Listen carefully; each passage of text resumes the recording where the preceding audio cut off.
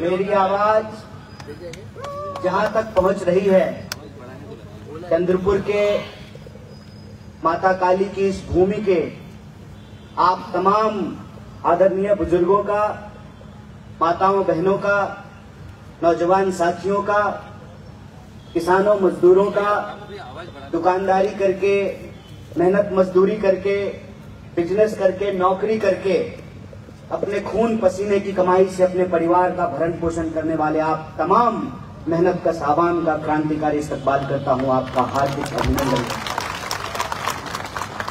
दोस्तों, बड़ा खूबसूरत चांद निकला है आज आसमान में। आप चंद्रपुर के लोग हैं और चंद्रपुर की संस्कृति बहुत शानदार रही है। ये इलाका है जहां एक से एक ऐतिहासिक महापुरुष, महामानव पैदा हुए हैं। ये इलाका है विदर्भ का पूरा महाराष्ट्र, पूरा का पूरा देश, पूरी की पूरी दुनिया आज 14 अप्रैल को डॉक्टर बाबा साहब भीमराव अंबेडकर को याद कर रहा है, बड़े धूमधाम से उनकी जयंती मना रहा है। मैं इस मौके पर आप सबको डॉक्टर बाबा साहब भीमराव अंबेडकर की जयंती की शुभकामनाएं देता हूं। साथ ही साथ मैं सबसे पहले श्रद्धांजलि व्यक्त करना चाहता हूं बालू भाऊ धानोरकर जी को, क्योंकि आज जब मैं प्रतिभा ताई के बगल में बैठा था तो वह क्षण मुझे बार बार याद आ रहा था कि जब भी हमारी मुलाकात हुई धानोरकर जी से, चाहे नागपुर में हुई हो, मुंबई में हुई हो, तो अक्सर वो कहा करते थे कि एक बार आपको चंद्रपुर बुलाना है। और आज जब मैं चंद्रपुर आया हूं तो वो शरीर से जरूर हमारे बीच नहीं है, लेकिन उनकी आवाज, उनकी लड़ाई, उनकी भावना आप तमाम लोगों के दिल में है। तो मैं उनको श्रद्धांजलि व्यक्त करता हूं। और जब हम उनको याद कर रहे हैं तो मुझे एक बात और याद आ रही है। महाराष्ट्र से गजब का रिश्ता हो गया है मेरा। कांग्रेस पार्टी में जब मैं आया तो कांग्रेस पार्टी के अंदर एक बड़ी महत्वपूर्ण जिम्मेवारी होती है कांग्रेस वर्किंग कमेटी का हिस्सा होना। और मुझे याद आ रहा है कि इसी तरह से कोल्हापुर में एक सभा हो रही थी, तमाम कांग्रेस पक्ष के नेता वहां मौजूद थे। और तभी मेरे बगल में बैठे हुए एक साथी ने हमको कहा कि बधाई हो, आपको कांग्रेस वर्किंग कमेटी का सदस्य बनाया गया है, आप उसके इनवाइटी बनाए गए हैं। और संयोग देखिए कि आज मैं फिर महाराष्ट्र में हूं, चंद्रपुर में हूं, आप लोगों के बीच में हूं, मंच पे बैठा हुआ था तो साथी ने बताया कि आपको दिल्ली से कांग्रेस पार्टी ने लोकसभा का कैंडिडेट बनाया। अब इसको आप संयोग कह लीजिए कि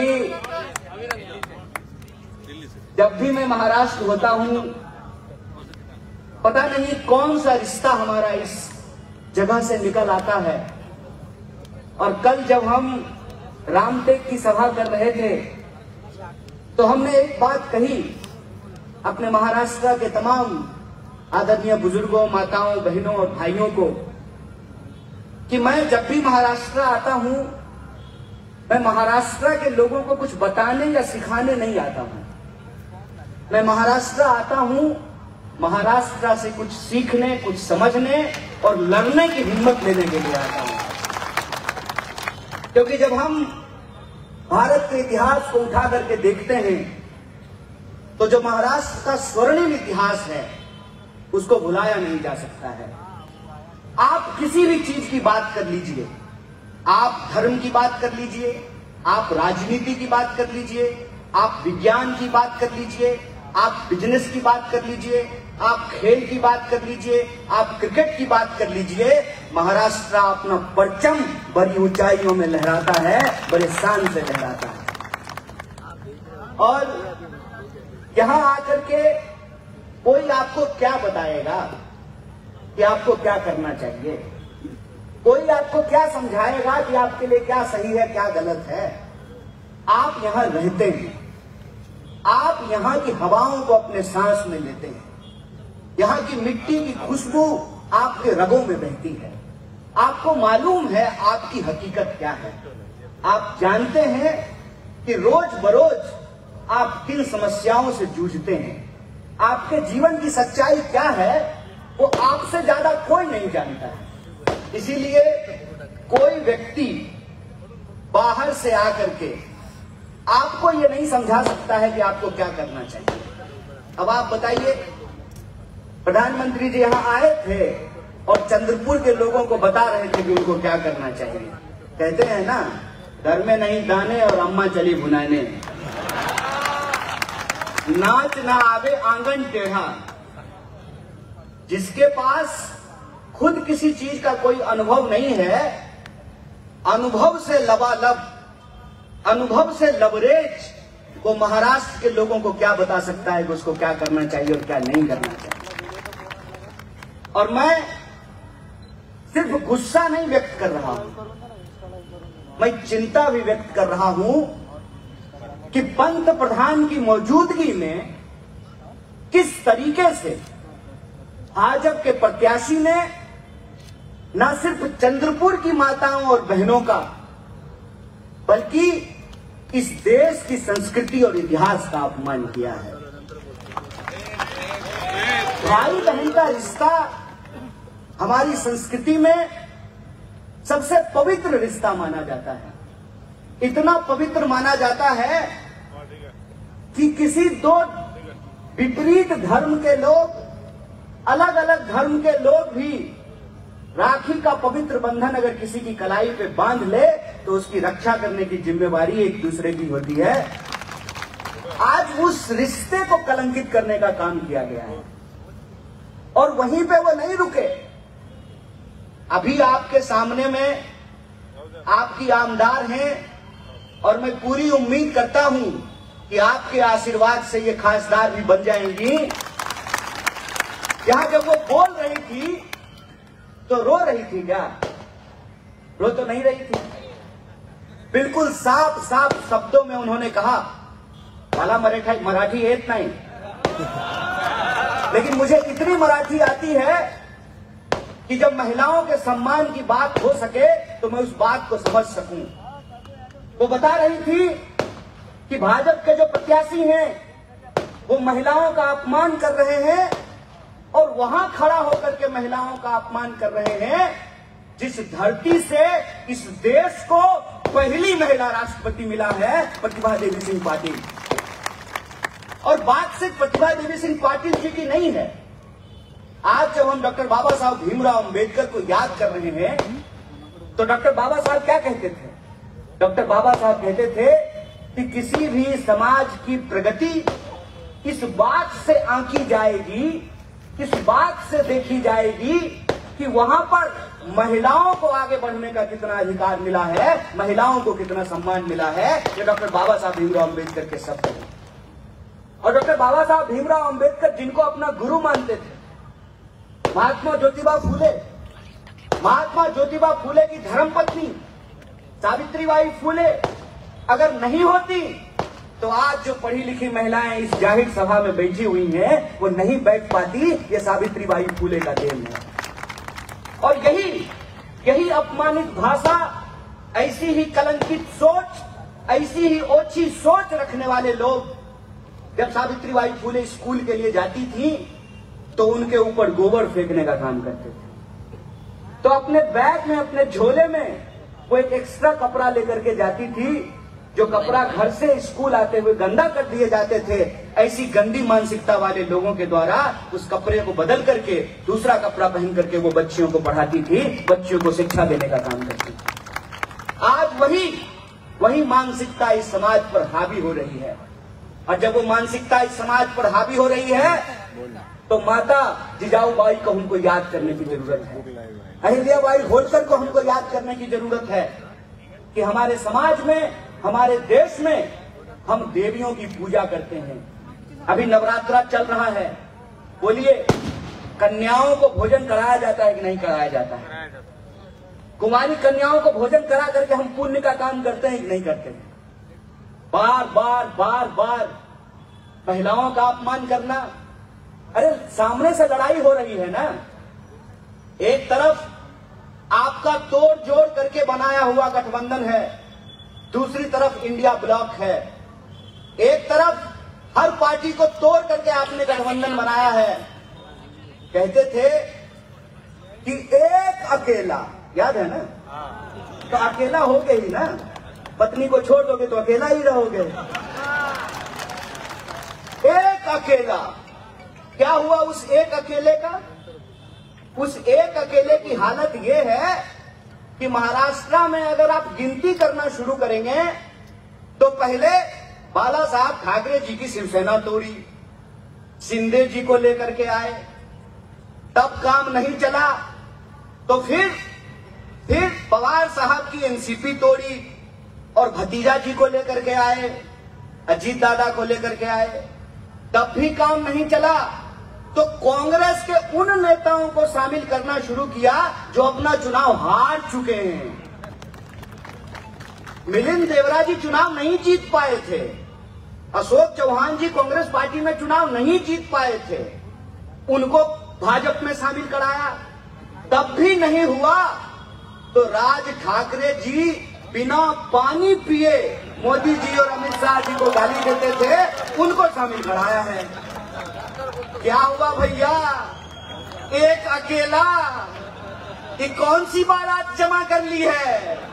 ना दूल्हा का पता है ना बैंड वाले का, एक अकेला की ऐसी बारात बनाई है कि जिसको भ्रष्टाचारी कहा करते थे। कहते थे कि इनको जेल में डालेंगे, इनके ऊपर ईडी की कार्रवाई होगी, इनके ऊपर इनकम टैक्स का कार्रवाई होगा, इनके ऊपर सीबीआई का कार्रवाई होगा, इनको परिवारवादी बोलते थे।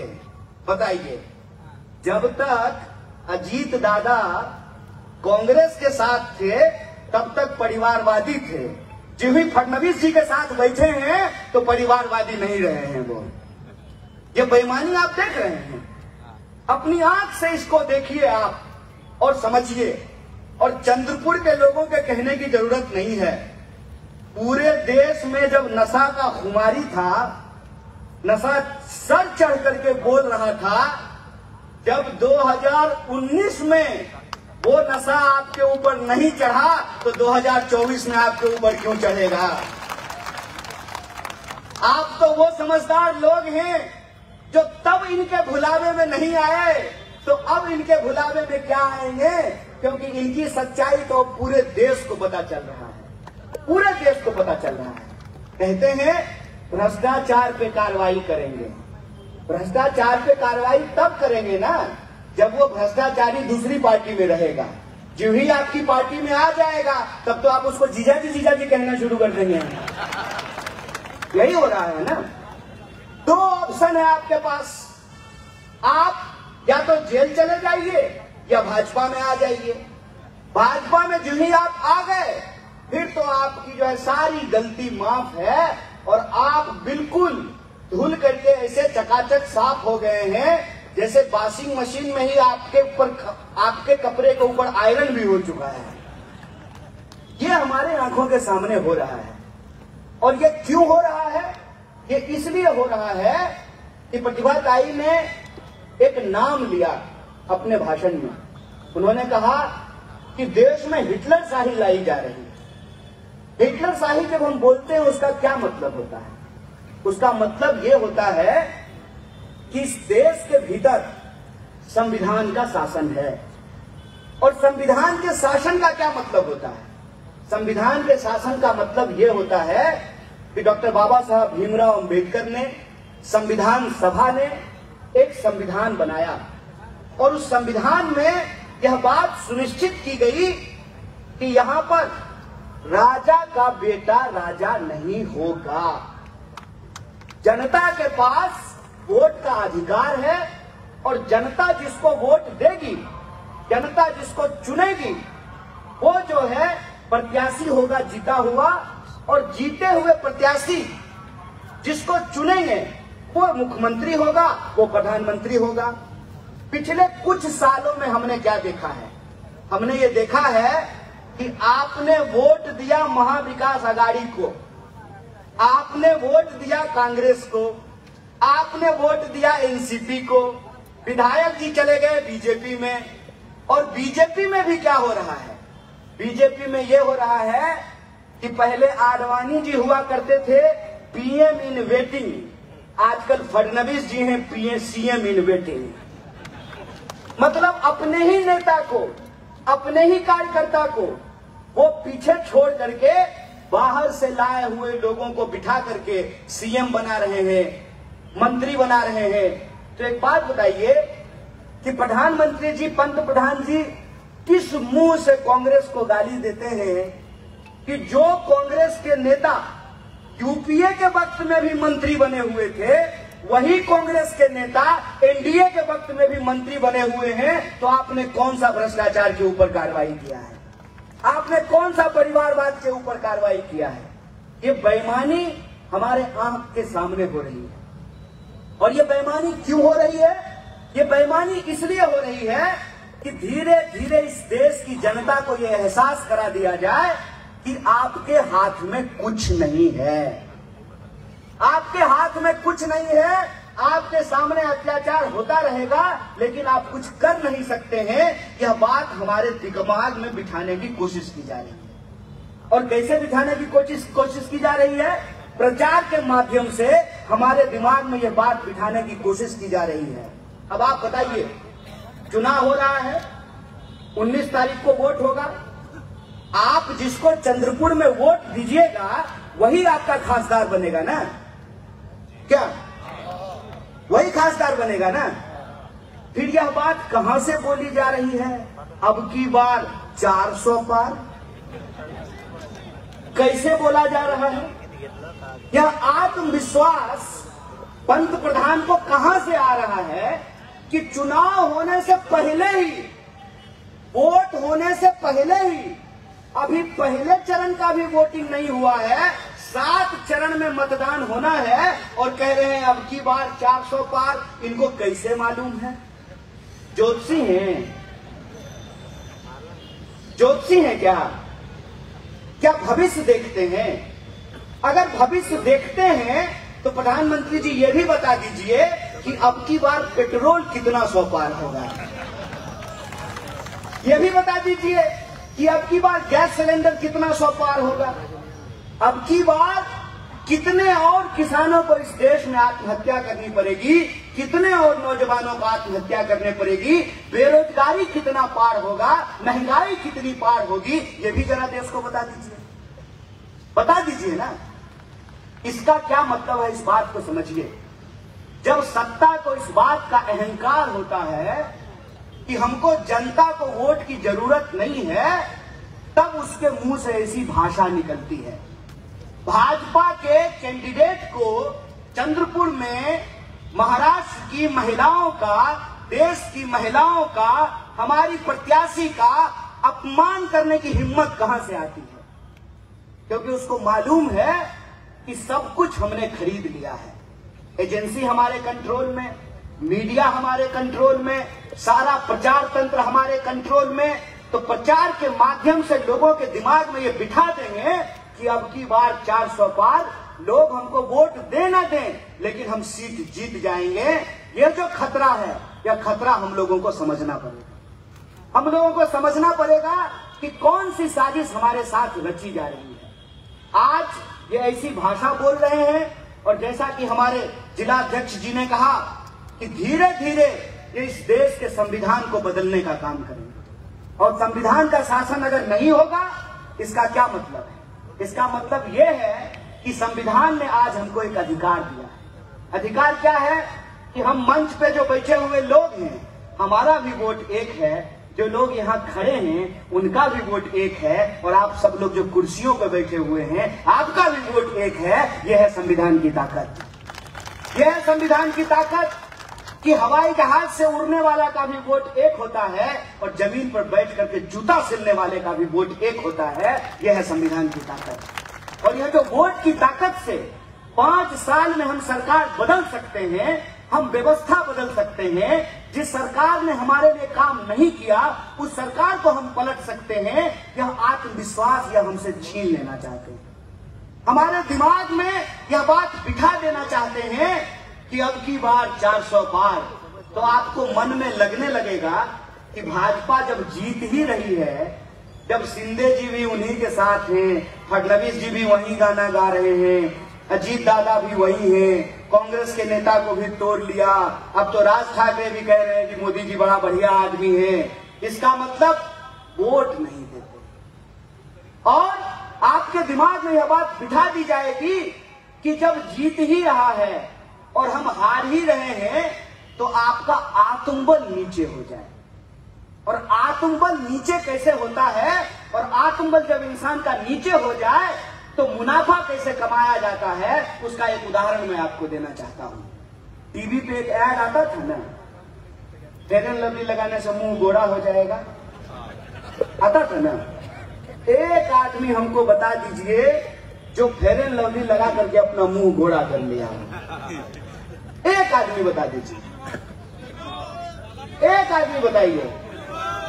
ठीक है, अगर फेयर एंड लवली लगाने से मुंह गोरा नहीं होता है तो हमको 2 बात सोचनी चाहिए। पहली बात तो ये कि गोरा हो कि काला हो क्या फर्क पड़ता है। जिस देश में भगवान का रंग काला है, कृष्ण जी का रंग काला है कि नहीं है? अब मेरा नाम कन्हैया है, अब मोदी जी जिस महिला को छोड़ दिए उनका नाम यशोदा है। जिस देश में भगवान का रंग काला है, यहां जबरदस्ती गोरा होने का क्या जरूरत है? आपके मन में बिठाया जाता है कि अगर आप गोरे नहीं है तो आप अच्छे नहीं। और जब यह बात आपके दिमाग में बैठ जाती है तब आपके सामने वो फेयर एंड लवली का ट्यूब बेचा जाता है। अब मार सुबह शाम उसको मुंह में आप घस रहे हैं, कहीं वो गोरा होना है लगाने से। यही बात, यही साइकोलॉजी हमारे दिमाग के साथ खेली जा रही है। अब तेंदुलकर आकर के आपको कहेगा कि पुष्प पीजिए तो आप 250 रुपए किलो जो है चीनी खरीद करके पीजिएगा और पिलाइएगा अपने बच्चों को। प्रचार क्यों किया जाता है? प्रचार इसलिए किया जाता है ताकि हकीकत से आपको दूर किया जाए। आप टीवी खोलिए, आपको मोदी जी दिखेंगे। आप पेट्रोल पंप पे जाइए, आपको मोदी जी दिखेंगे। आप मोबाइल खोलिए, आपको मोदी जी दिखेंगे। आप रेडियो सुनिए, आपको मोदी जी दिखेंगे। आप अखबार खोलिए, आपको मोदी जी दिखेंगे। ऐसा लगता है कि मोदी जी इंसान नहीं हो।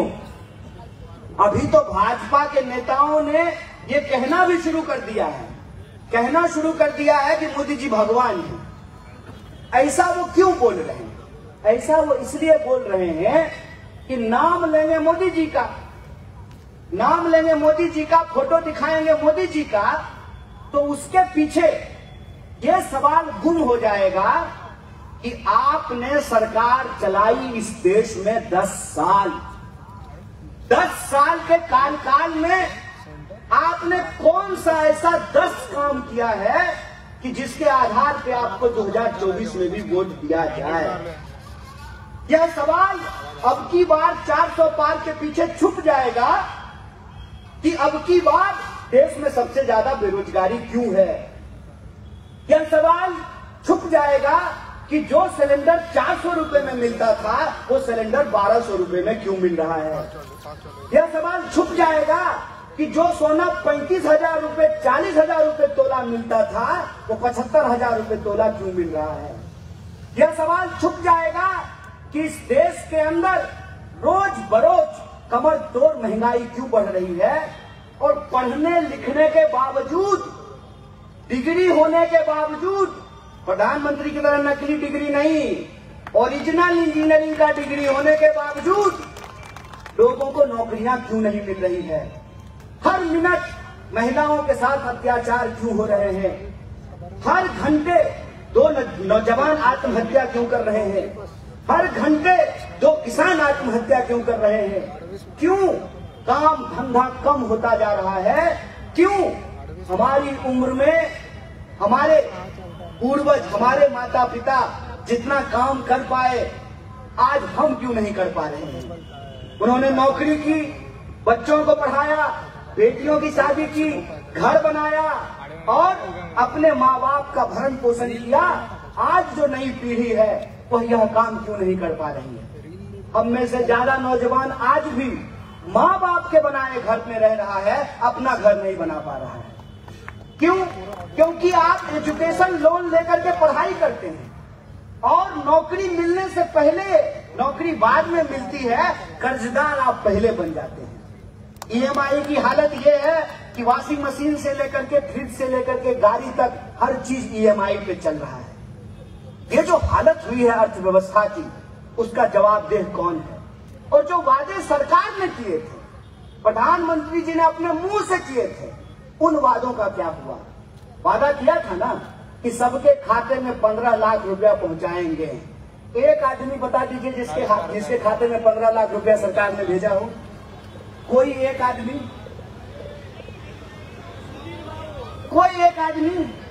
नहीं, मैं वो भाजपा के प्रत्याशी की बात नहीं कर रहा हूं। उसके खाते में 15 लाख नहीं, उसके खाते में हो सकता है 1500 करोड़ पहुंच गया हो। मैं आम लोगों की बात कर रहा हूं। किसी के खाते में 15 लाख नहीं पहुंचा। हर साल 2 करोड़ नौकरी नहीं मिली। 5 साल में 10 करोड़ रोजगार मिलना था, किसी को रोजगार नहीं मिला। जो वादे सरकार ने किए थे उसमें से कौन सा वादा पूरा हो गया? बुलेट ट्रेन चलने लगी क्या? 2022 तक सबको पक्का मकान मिल गया क्या? किसानों को उनकी आमदनी दुगनी हो गई क्या? महिलाओं पे अत्याचार कम हो गए क्या? भ्रष्टाचार रुक गए क्या? कुछ भी ऐसा नहीं हुआ है। तो 2 बार पंतप्रधान बनने के बाद जब तीसरी बार फिर से वोट मांगने के लिए आ रहे हैं तो आज की तारीख में उनके पास कोई मुद्दा नहीं बचा है। इसीलिए आप भाजपा का चुनाव प्रचार उठा करके देख लीजिए।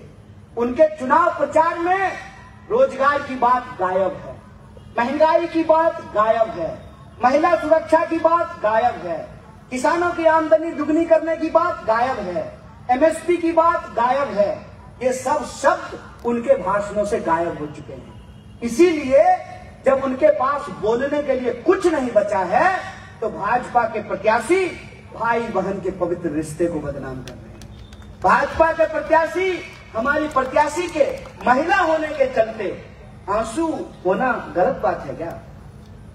आंसू होना अगर गलत बात है तो मुझे बताइए, जब आप अपनी बेटी की शादी करते हैं तो जब बेटी की विदाई होने लगती है तो बेटी रोती है कि नहीं रोती है? रोना तो इंसान की बात है ना, रोना इंसान की बात है। इंसान रोता है, इंसान हंसता है, इंसान खुश होता है, इंसान दुखी होता है। जिस इंसान ने अपने जीवन संगिनी को खो दिया हो, जिस इंसान ने अपने जीवन साथी को खो दिया हो, वो तो रोएगा ही ना। वही नहीं रोएगा जो अपने जीवन साथी के साथ धोखा किया हो, झूठ बोला हो, देश को गुमराह किया हो। उसी को नहीं मालूम है कि जीवन साथी होने का क्या मतलब होता है। और आज जब बोलने के लिए कुछ नहीं बचा है तो एक कहावत है ना कि पुरानी शराब को ही नए बोतल में परोसा जा रहा है। पुराने ही जुमलों को गारंटी का नाम दे दिया गया है। और आज उन्होंने एक गारंटी पत्र जारी किया है। एक तो वो जो गारंटी पत्र है वो गारंटी पत्र नहीं है, वो जुमला पत्र है, जुमला पत्र। और उस जुमला पत्र को जब आप देखेंगे तो उस जुमला पत्र में 50 से ज्यादा फोटो तो खाली प्रधानमंत्री का लगाया गया है।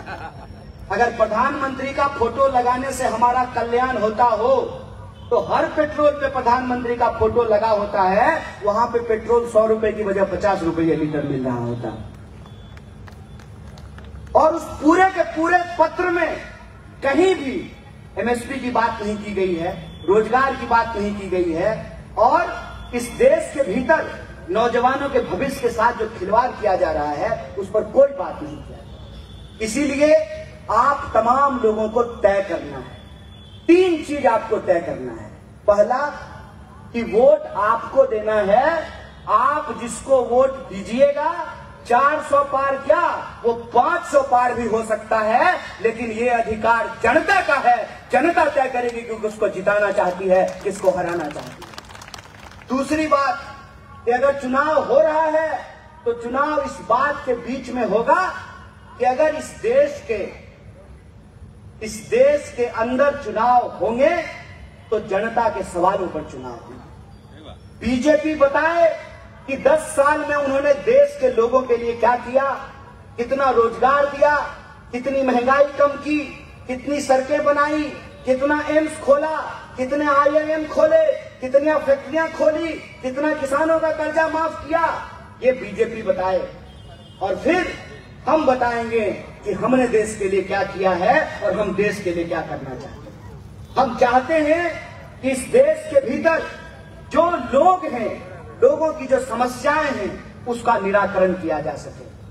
राजनीति भावनाओं को भड़का करके नहीं हो, राजनीति लोगों के मुद्दों के आधार पर हो। और लोगों का मुद्दा यह है कि लोग बेकारी से परेशान हैं, लोग महंगाई से परेशान हैं, हम उसका समाधान करना चाहते हैं। इसीलिए एक तरफ माताओं और बहनों को बदनाम करने वाली बीजेपी है, दूसरी तरफ माताओं और बहनों को सम्मान करने के लिए हम महालक्ष्मी योजना लेकर के आए हैं कि हर परिवार की एक महिला को 1 लाख सालाना आमदनी देने का काम कांग्रेस पार्टी करेगी। इसीलिए एक तरफ वो नौजवानों को अपमानित करने का काम कर रहे हैं और हम कह रहे हैं कि अगर डिग्री है तो नौकरी है, और 1 लाख का अप्रेंटिस योजना के तहत हर नौजवान को रोजगार देने का काम करेंगे और 30 लाख पद जो खाली पड़े हुए हैं उसको हम भरने का काम करेंगे। और कानून बना करके, सिर्फ भाषण देकर के नहीं कि आज भाषण देकर के चले गए और इस बात का कोई गारंटी नहीं हो कि वो लागू हुआ कि नहीं हुआ। कानून बना करके, MSP का कानून बना करके हम किसानों की आमदनी को बढ़ाने का काम करेंगे। MSP का कानून लेकर के आएंगे और स्वामीनाथन आयोग की सिफारिशों को लागू करेंगे। समाज के हर वर्ग को, हर तबके को अपने साथ जोड़ने का काम श्री राहुल गांधी जी ने भारत जोड़ो यात्रा से और भारत जोड़ो न्याय यात्रा के माध्यम से किया है। इसीलिए हम लोग कह रहे हैं कि हर तबके के, हर वर्ग के लोगों की गिनती कीजिए, एक्सरे कीजिए और जिसकी जो आर्थिक हालत है, जिसकी जो सामाजिक हालत है, उस आर्थिक और सामाजिक हालत को बेहतर करने के लिए हमने गिनती करो का संकल्प किया है। और किसी का छीन करके किसी को नहीं देना है। ऐसा नहीं है कि इस समाज का छीन करके उस समाज को दे देना है, बल्कि बिना वजह का जो 50% का कैप बना करके रखा है सुप्रीम कोर्ट ने, उस कैप को खत्म करेंगे, सबकी हिस्सेदारी और सबकी भागीदारी को सुनिश्चित करेंगे। यह तमाम संकल्प लेकर के कांग्रेस पार्टी आई है। इसीलिए मैं आप सब लोगों से यह आग्रह करने के लिए आया हूं। ये मेरा आग्रह है आपसे, मेरा अपील है आपसे कि जो कांग्रेस के कार्यकर्ता हैं, जो महाविकास अघाड़ी के कार्यकर्ता हैं, उनसे मैं ये कहना चाहता हूं कि ये एक निर्णायक लड़ाई देश में होने जा रही है। इसीलिए आप सब लोगों को अपना मतभेद भुला करके, होता है ना कि अलायंस में ये सीट हम लेना चाहते थे, वो सीट हम लेना चाहते थे, इस नेता का उस नेता से नहीं बनता है, उस नेता का इस नेता से नहीं बनता है। यह तमाम मतभेद को भुला करके एक तरफ महाविकास अघाड़ी है जिसका काम है महाराष्ट्र के सम्मान को पुनर्स्थापित करना। जिस तरीके से शिवसेना को तोड़ करके, एनसीपी को तोड़ करके महाराष्ट्र के आम लोगों को अपमानित करने का काम किया गया है, तो महाराष्ट्र के आत्म सम्मान के लिए जो आपकी बहू बेटी के बारे में, भाई बहन के रिश्ते को कलंकित करने की भाषा बोली जाती है, उस अपमान के खिलाफ महाराष्ट्र के सम्मान के लिए आप तमाम लोगों को एकजुट होने की जरूरत है। तो एक तरफ महाविकास अघाड़ी है जिसके पास महाराष्ट्र के लिए और देश के लिए एक सकारात्मक एजेंडा है, एक मुद्दा है, जिसमें हम रोजगार कैसे देंगे, जिसमें हम महंगाई कैसे कम करेंगे, महिलाओं का सम्मान कैसे सुनिश्चित करेंगे, किसानों की आमदनी कैसे बढ़ाएंगे। हमारे पास एक सकारात्मक एजेंडा है। और दूसरी तरफ जुमला है, झूठ है, नफरत है, बंटवारा है, इसके बीच में यह संघर्ष हो रहा है। इसीलिए तमाम कार्यकर्ताओं को एकजुट होकर के आपको ये सोचना है कि प्रतिभाताई सिर्फ प्रत्याशी नहीं है, हम सब प्रत्याशी हैं और चंद्रपुर के सम्मान के लिए हम सबको एकजुट होकर के काम करना पड़ेगा और तमाम कार्यकर्ता मिलकर के एकजुट होकर के काम करें।